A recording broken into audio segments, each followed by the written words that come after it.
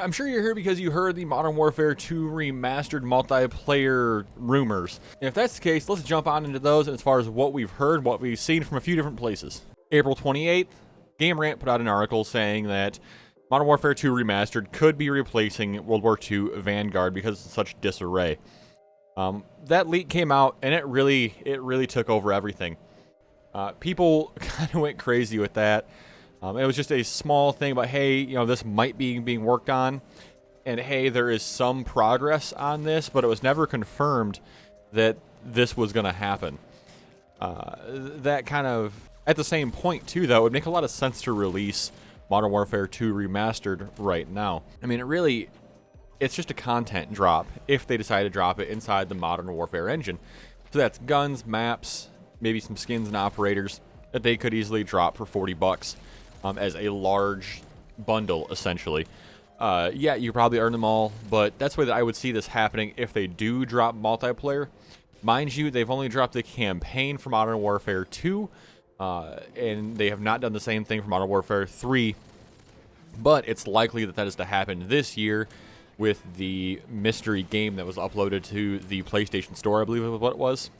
That was about 47 gig. But later on May 4th, Charlie Intel threw out an article saying that Sledgehammer Games developing Call of Duty 2021 built for next gen.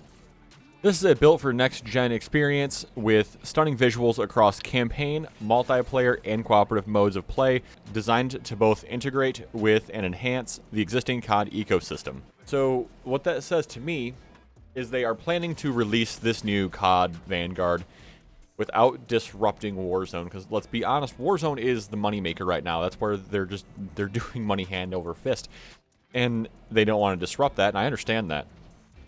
Which means that this new game has to have multiplayer, it has to have co-op, and it has to have campaign to kind of move sales for the other people, because there are an entire group of people that don't play Warzone. It's weird to think, but there's a pretty large percentage of people that still play Modern Warfare because they simply don't care for Cold War, and we'll see how that translates this year when this game drops versus Battlefield 6 when Battlefield 6 drops. But that brings me to what I did today. So I spent a few hours today playing Modern Warfare 2, and honestly, I really enjoyed it. Going back, I played the first round or two and got super frustrated with just how heavy the game feels. If you're a PC player, it is a 65 field of view, though you can change that through the config file if you decide to go that route. Like 90 or 95 FOV was the maximum in playing. And somebody that plays on 120 or 110 on a regular basis, it just feels a little weird. But the game feels really heavy. There's no sliding, there's no dolphin diving or anything like that. It's a very pattern-oriented game. The recoil is minimal. The line of sight is pretty basic. It's pretty easy to spot enemies.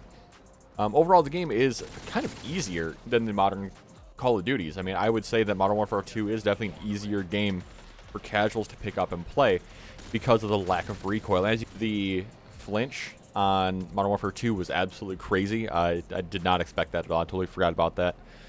But on PC, if you're playing on PC, something to keep in mind is that most of these lobbies, and mind you, there was like 345 people playing when I was playing, most of these lobbies are controlled by somebody. They're not on Activision servers, they're on Treyarch servers, they're on Raven servers. They're actually hosted by some dude.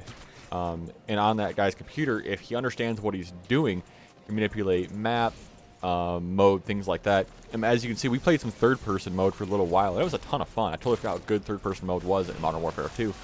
And maybe that will be a returning thing if Modern Warfare 2 does return, because that was a hoot. But if you guys want to check out Modern Warfare 2, be sure to check out the link in the description down below to g2a.com. I do get a small kickback if you buy games through there, so I appreciate that if you do. But if you found this video interesting, give this video a like. If you like me, give me a subscribe. Have a good one, guys. I'll see you around.